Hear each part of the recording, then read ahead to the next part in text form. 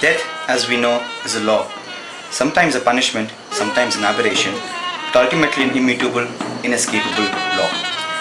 Even so, man has since times unknown struggled to come to terms with his ultimate fragility, his ultimate decay.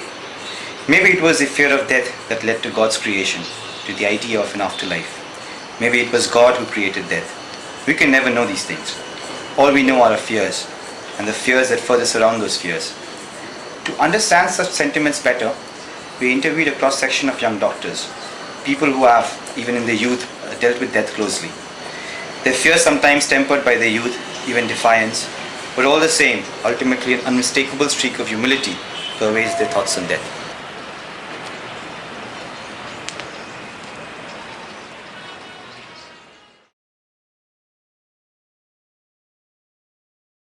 Yes, definitely. I would be lying if I have to say that I do not fear death. Yes, of course I do. As in, it's an obvious question. People do fear death. Death. No. Yes. नहीं मुझे death से डर नहीं लगता. I have seen only a few deaths very closely, and that gives me a feeling that it is the most disturbing and most terrifying episode in the entire life. No, not exactly. Depends on when it comes. If it comes tomorrow, yes, I fear it, but not after it comes after 65, 70 years. Because there's so much that I want to see, so much that I want to do, and so many things that I haven't experienced yet.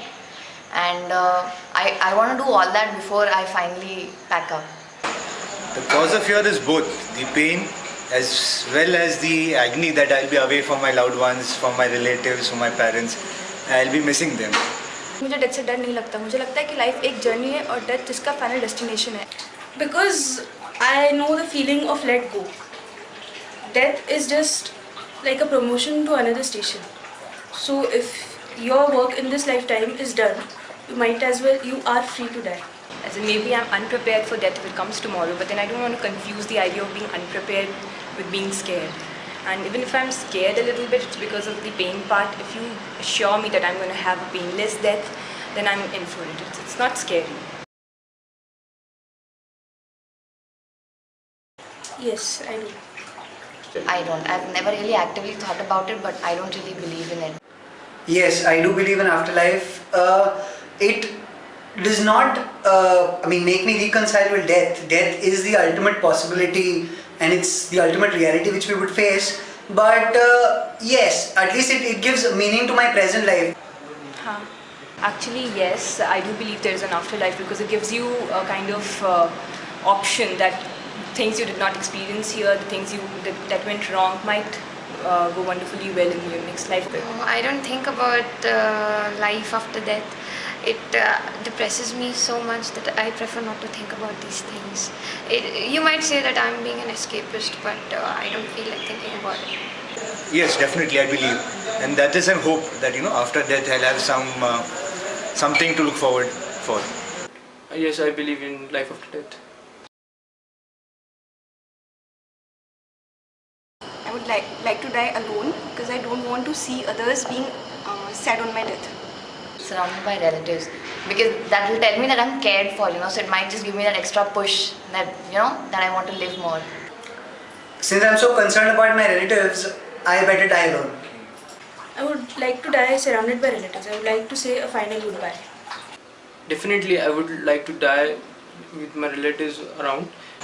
Well, I'd like to die alone, but before dying I would like to meet all my dear ones. I would like to have a word with them, to say whatever I have to say, and then maybe die in a quiet, peaceful surroundings with no one. So I don't want them to share my pain. Surrounded by relatives. मैं उन लोगों के साथ रहना चाहूँगी जिनके साथ मैंने अपना हर हैप्पीनेस शेयर की है, सैड तो भी है, हर चीज़ शेयर किया, तो उन लोगों के साथ. Home. Home. Home. At home. After working in a hospital for 10 years, definitely home. It has to be home. In my home. At home, because that sounds more natural. And hospital setting definitely means that a lot of things have gone bad, so home is definitely preferable. Never. So many patients we see day in and day out, the amount of sufferings which they have to go through, I would never want to be on life support system. No. That is going to be a painful process both for me as well as for my family. If I'm dying today or if I'm dying tomorrow, when I'm still young and I have a lot of work to do, I would like that they should keep me on life support system for at least a month, so that they will give me some chance, some bread to live in the future. Yes, I have seen like we are short of resources, both in the private as well as public sector. So just to occupy a resource, it would be a waste. So I don't believe, if I'm terminally ill, I would like to depart peacefully, slowly in my home. मुझे लगता है अगर life में हर किसी का एक M होता है जो बेड पे पड़े रहने से अचीव नहीं होने वाला, तो फिर ऐसी लाइफ का क्या मतलब है?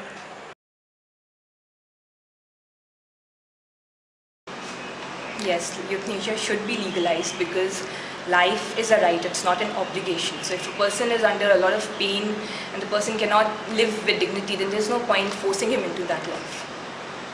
Completely.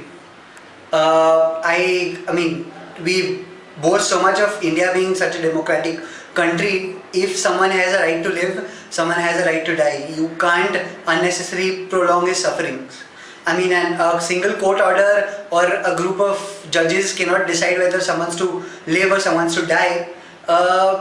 It will be unrealistic if you put in this argument that if God wanted to, He would have taken away the patient's life. It's unrealistic. It's the guy who is living it, who's going through it. He should have the complete right to decide whether he wants to live or die. Yes, everybody has a right to end their lives if they are in terminal pain from which there is no way back. They do have a right to end their own suffering and pain. Yes, it should be legalized, but the overuse, abuse and misuse should be curbed at all costs, and that should be done by legal experts themselves. Euthanasia should be legalized, but I'm not quite sure that are we mature enough? Is the society mature enough at this stage? Because I've seen a lot of patients who in the last 3 years as a resident who have requested, sir, like we cannot bear the pain any longer, especially patients of HIV. But I felt majority of these cases were because of depression. So the main remedy for this would be a proper counseling, help from a psychologist rather than a legal solution like euthanasia. It's a moral responsibility. You have to communicate the bad news with ensuring that none of the other relatives succumb to sudden shock. It's both. Because nobody wants to be the bearer of bad news, and yes, a big responsibility because the relatives owe it to us to know of such a big thing from a source which is reliable and trustworthy. It's a burden. कोई भी patient आता है चाहे कितने भी critical situation में, उनको ये बिलीव होती है कि नहीं डॉक्टर के पास आए तो वो क्योर तो होगा ही, और फिर कोई इंसान का जब हम लोग बोलते हैं कि ही इज़ डेड तो हम लोग ट्रस्ट ब्रेक करते हैं उस इंसान का भी और उसके रिलेटिव्स का भी, तो ये बर्डन ही है. It is completely a responsibility. It's never a burden. I think it's the greatest challenge that can befall upon a doctor. Like a patient who's terminally ill, a patient who is almost in arrest.